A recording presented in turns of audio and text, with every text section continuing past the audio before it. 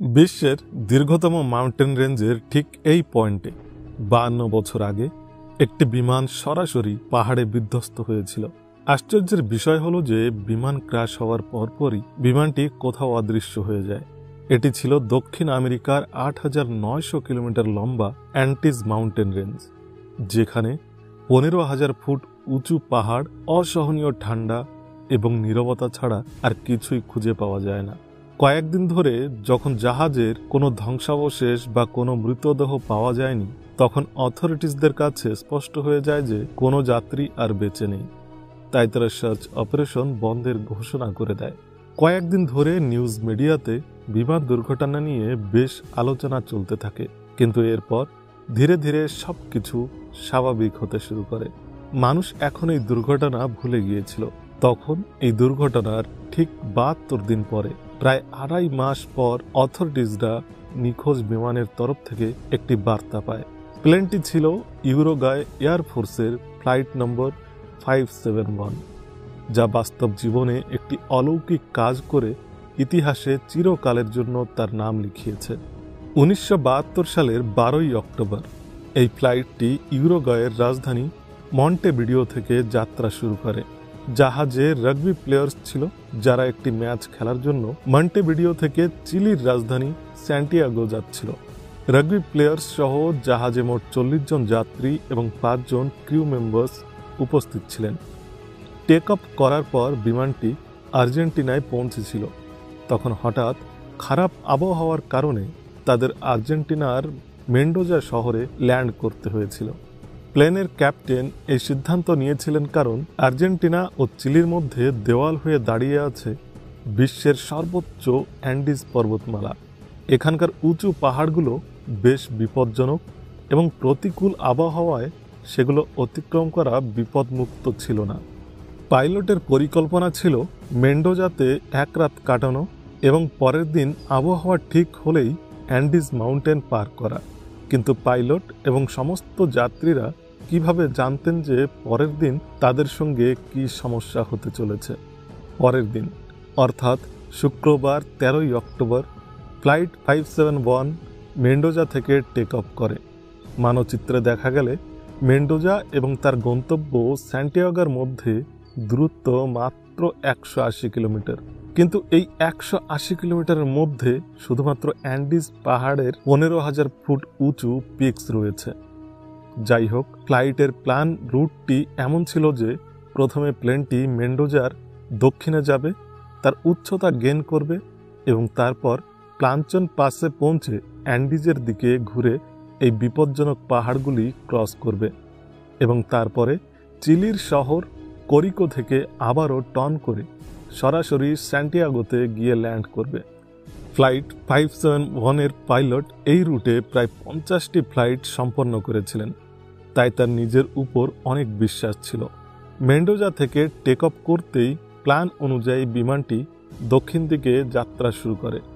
বিমানটি নিজের height gain করার সময় পাইলট লক্ষ্য করলেন যে মেঘের একটি পুরু স্তর নিচের পুরো দৃশ্য লুকিয়ে রেখেছে।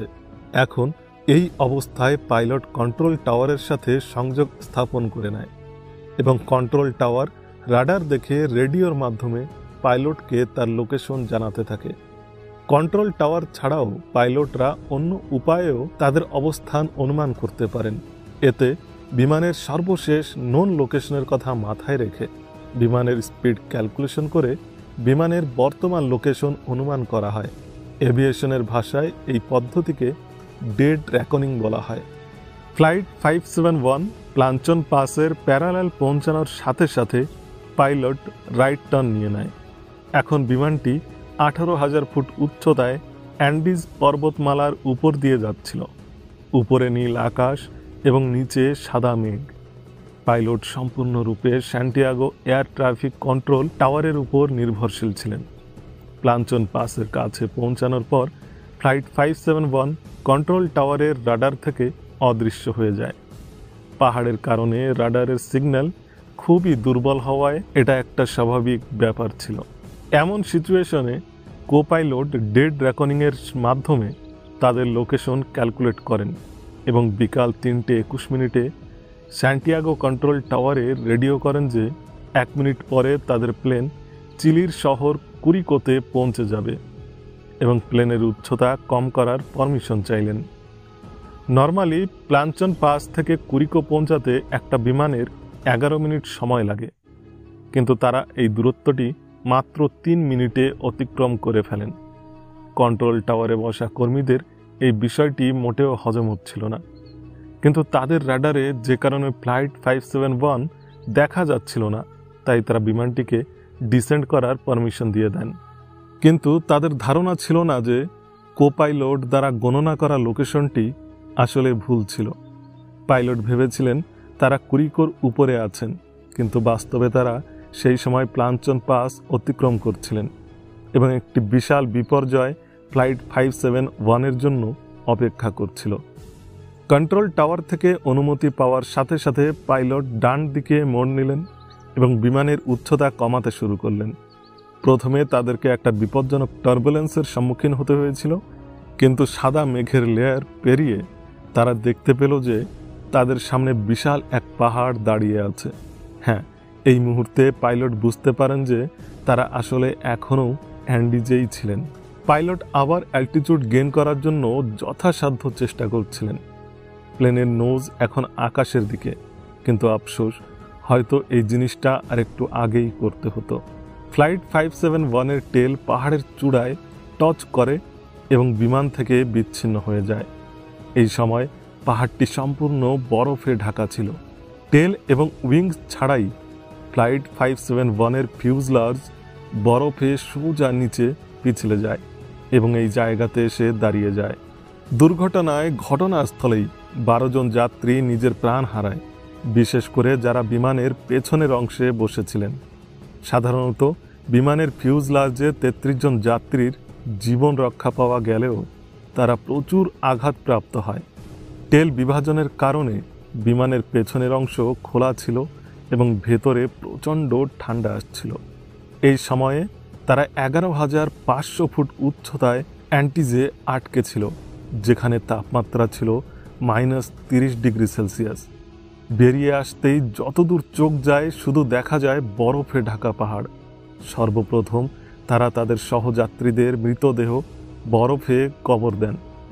অন্যদিকে বিমান দুর্ঘটনার খবর চিলির অথরিটিসদেরকে অ্যালার্ট করে দিয়েছিল, কিন্তু তারা জানতেন না যে প্লেন আসলে আর্জেন্টিনায় ক্র্যাশ হয়েছে।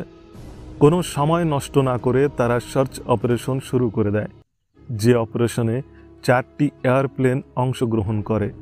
সকাল থেকে সন্ধ্যা পর্যন্ত সাসপেক্টেড এরিয়াগুলো তল্লাশি চালিয়েও তারা কোনো বিমান বা কোনো ধ্বংসাবশেষ দেখতে পাননি। এটি একটি খুব কঠিন সার্চ অপারেশন ছিল, কারণ নিচের সমস্ত পাহাড় তুষারপাতের কারণে আলো প্রতিফলিত করছিল। ইউরুগুয়ে এবং আর্জেন্টিনাও এই সার্চ অপারেশনে অংশ নিয়েছিল, আর এখন মোট 11টি এয়ারক্রাফট সারা দিন শুধু ফ্লাইট 571কে অনুসন্ধান করতে থাকে। এদিকে রেস্কিউ প্লেনগুলি দুর্ঘটনার পাশে থাকা যাত্রীদের উপর দিয়ে কয়েকবার উড়ে গেছে, কিন্তু তাদের বারবার সংকেত দেওয়া সত্ত্বেও রেস্কিউ প্লেনগুলি তাদের শনাক্ত করতে পারেনি।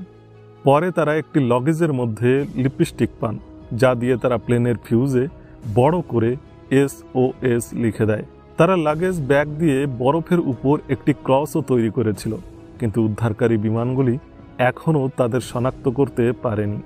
মোট 8 দিন পর্যন্ত সার্চ অপারেশন চালানোর পর 1973 সালের 21 অক্টোবরে সকল যাত্রীকে মৃত ঘোষণা করে সার্চ অপারেশন শেষ করে দেওয়া হয়। 11 দিনে দুর্ঘটনাস্থলে জীবিত থাকা যাত্রীরা ককপিটে একটি রেডিও দেখতে পান। রেডিওটি টিউন করে তারা খবর পেল যে তাদেরকে খোঁজার জন্য চলতে থাকা সার্চ অপারেশন এখন বন্ধ করে দেওয়া হয়েছে। যেখানে লোকগুলো প্রথমেই এত সমস্যায় ছিল, সেখানে আবার এই খবরটি তাদেরকে আরও বেশি দুর্বল করে দিয়েছিল। তাদের বেঁচে থাকার শেষ আশাটুকুও শেষ হয়ে যায়। প্রথম উইকেই আহত হয়ে যাওয়া যাত্রীদের মধ্যে থেকে প্রাণ হারিয়েছিলেন আরও 5 জন যাত্রী। এখন ক্র্যাশ সাইটে ছিল আর মাত্র 28 জন যাত্রী।